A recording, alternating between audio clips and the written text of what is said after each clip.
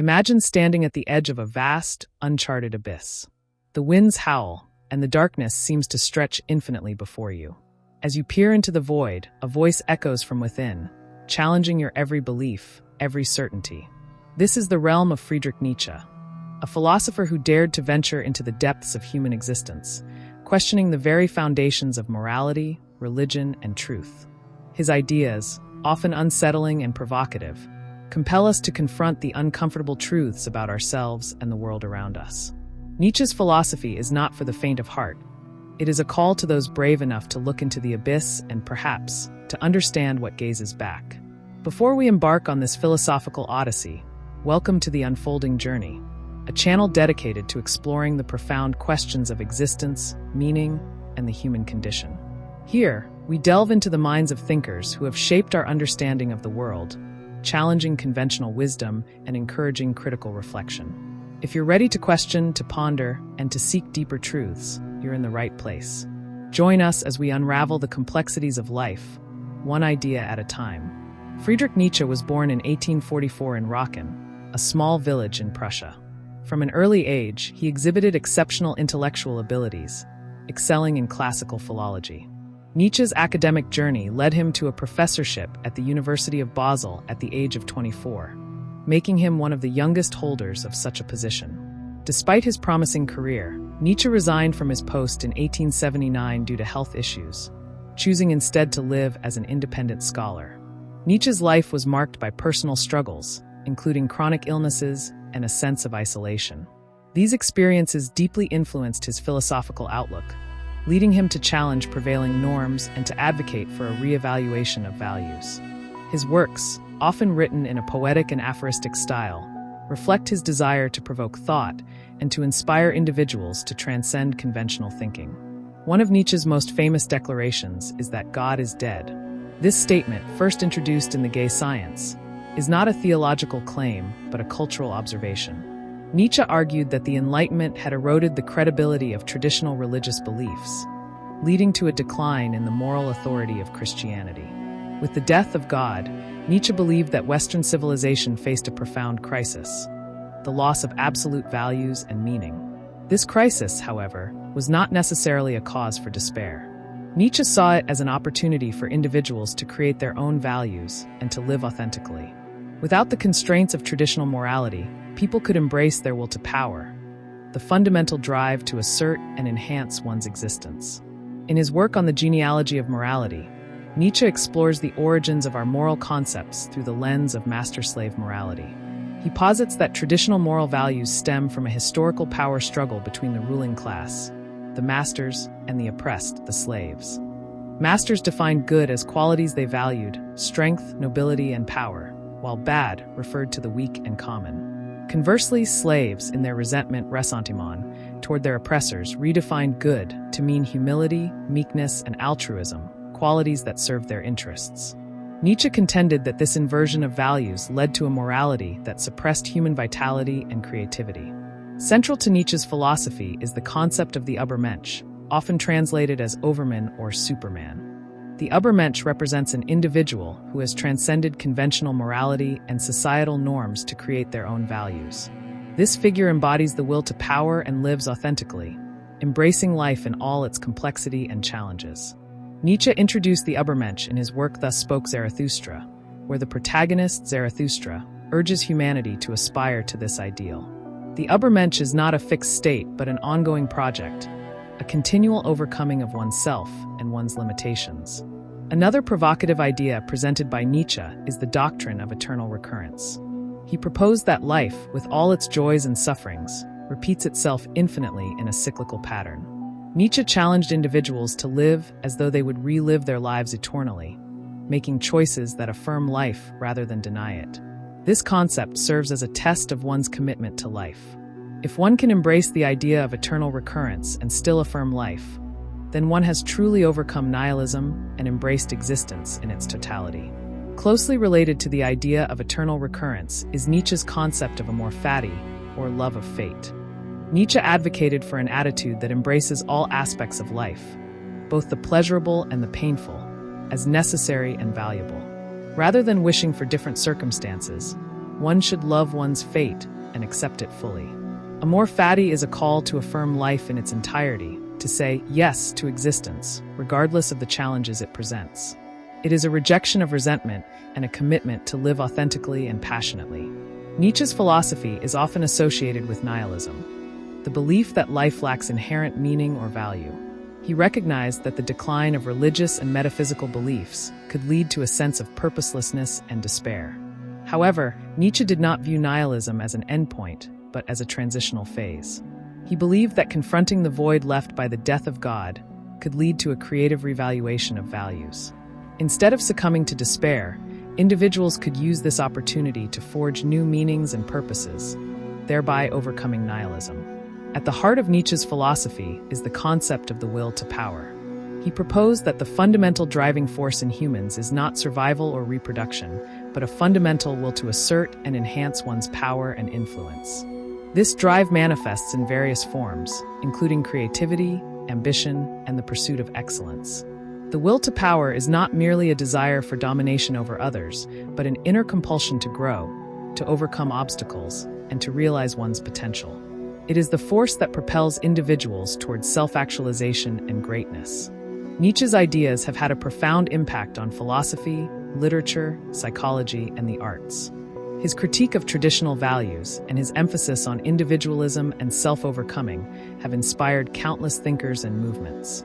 Figures such as Jean-Paul Sartre, Michel Foucault, and Albert Camus drew upon Nietzsche's work in developing existentialism and postmodernism. Despite facing criticism and misinterpretation, particularly the appropriation of his ideas by Nazi ideology, Nietzsche's philosophy remains a powerful challenge to complacency and conformity. His call to question, to create, and to live authentically continues to resonate with those seeking deeper understanding and meaning. One of Nietzsche's most powerful imperatives is encapsulated in a deceptively simple phrase: become who you are. Unlike other philosophers who may lay down abstract systems or utopian ideals, Nietzsche focuses on the real, lived experience of the individual. His emphasis is deeply existential. Life is not a puzzle to be solved, but a path to be forged. For Nietzsche, becoming oneself is not about finding a preordained self hidden beneath layers of conditioning. It's about creating oneself through struggle, choice, and self-overcoming. This concept aligns closely with the Greek idea of agon, a kind of life-affirming contest, a perpetual striving toward greatness. In this journey, suffering is not something to be avoided or medicated away. Instead, it is something to be embraced as part of the human condition, a necessary component of growth. That which does not kill me, Nietzsche famously wrote, makes me stronger. But this isn't mere bravado. It's a call to face life's pain head-on and transform it into fuel for transformation. While Nietzsche is best known for his critiques of morality and religion, he also placed immense value on art and aesthetic experience. He saw art as a way to cope with the chaos of existence, a way to give shape to the shapeless and to impose beauty on the tragedy of life. In his early work, The Birth of Tragedy, Nietzsche introduced two symbolic forces: Apollo, the god of order, reason, and clarity, and Dionysus, the god of chaos, intoxication, and primal instincts. Great art, Nietzsche argued, arises from the tension between these two forces. While Apollo represents restraint and structure, Dionysus embodies the passionate, irrational forces of life. The fusion of the two results in a tragic beauty that allows us to affirm life despite its suffering. For Nietzsche, art was not escapism. It was a metaphysical supplement to life, a way to confront the absurd with courage and creativity. It allowed the artist and the audience to transmute suffering into meaning. In Nietzsche's philosophical world, truth is not a static object waiting to be discovered. It is dynamic, contingent, and deeply human. He was skeptical of what he called the will to truth, the idea that truth is inherently good or valuable.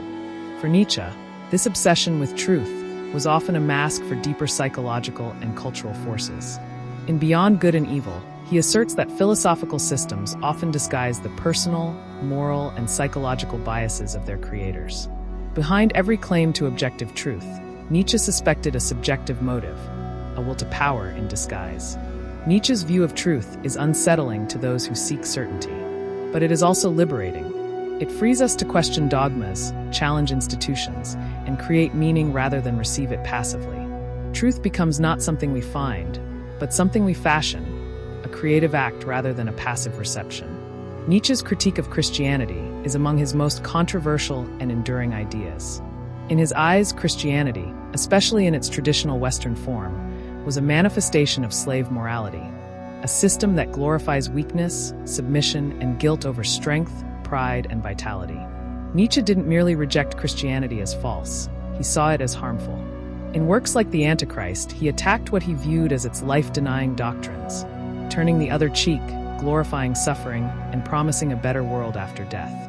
To Nietzsche, these ideas led people to devalue this world in favor of the next, to suppress their instincts, and to live in a state of guilt and fear. But Nietzsche's critique wasn't just theological, it was cultural and psychological. He saw Christianity's influence as pervasive, even among those who no longer believed in God. He called for a complete revaluation of all values, where we critically examine inherited beliefs and forge new ones more aligned with life and creativity. The will to power is not just a metaphysical claim about human nature. It's also Nietzsche's vision for ethics in a post-religious world. In a society that no longer believes in divine commandments or absolute truths, how do we decide what is right or wrong? Nietzsche proposes an ethics of creativity, strength, and authenticity. Rather than obedience or altruism as the highest virtues, Nietzsche elevates qualities like courage, excellence, and self-expression. He encourages us to embrace risk, to live dangerously, to challenge the herd mentality, and dare to be original. Importantly, Nietzsche's will to power should not be understood as a crude lust for domination. Rather, it's a drive for self-realization, for expanding one's potential and shaping the world through one's unique vision. It's about creating new values, not imposing old ones on others. By the late 1880s, Nietzsche's health had deteriorated rapidly. In 1889, he suffered a mental collapse in Turin, reportedly after witnessing a man flogging a horse. He spent the remaining years of his life under the care of his mother and sister, never recovering his sanity. Some have speculated that syphilis, bipolar disorder, or even a brain tumor contributed to his mental decline. Others argue that the sheer intensity of his thought, his relentless probing of the human condition, took a psychological toll. Regardless, Nietzsche's life ended in tragedy, far removed from the grandeur of the ideas he left behind. Yet his madness also adds a haunting depth to his philosophy. He knew intimately the darkness he explored. His was not an academic curiosity, but a lived confrontation with the void. Perhaps no philosopher has been more misrepresented than Nietzsche. During the 20th century, his work was infamously co-opted by the Nazis, particularly the idea of the Ubermensch. However, Nietzsche was vehemently opposed to German nationalism, anti-Semitism, and mass movements. Much of the distortion came from his sister, Elisabeth Forster Nietzsche, who edited his posthumous works to align with her own political agenda. In reality, Nietzsche's thought was deeply individualistic and resistant to authoritarian ideology. He warned against the dangers of collectivism and celebrated the free spirit, the thinker who resists conformity and dares to live by their own light. To truly understand Nietzsche, one must sift through the layers of misinterpretation and return to the raw, unfiltered power of his texts. Nietzsche's relevance has only grown in the modern era. In a world where religious certainties have eroded, where rapid technological change breeds existential anxiety, and where identity and purpose feel increasingly fragmented, Nietzsche offers both diagnosis and cure. He speaks to the loneliness of the individual in a mass society. He challenges us to confront nihilism not with despair, but with creativity. He encourages us to stop seeking meaning from external authorities and instead become the authors of our own lives. In a time when echo chambers and ideological rigidity dominate, Nietzsche invites us to think more deeply, feel more intensely, and live more authentically. He doesn't offer comfort, but he does offer courage. To read Nietzsche is not to passively consume philosophy. It is to enter into a battle with oneself. His words are not comfortable. They are provocative, dangerous, transformative. They demand something from you, your honesty, your strength, your willingness to look into the abyss. Nietzsche doesn't give answers. He gives questions. And it is in grappling with those questions that we begin to unfold our own truths, our own journeys. If you found this exploration of Friedrich Nietzsche's philosophy thought-provoking, challenging, or inspiring, don't stop here. This is just the beginning of your journey into one of the most profound minds in human history. Push and subscribe to The Unfolding Journey for more deep dives into the ideas that shape our world, from ancient sages to modern radicals. Every week, we explore philosophy, psychology, and culture with clarity and passion. Hit that notification bell so you never miss a new episode.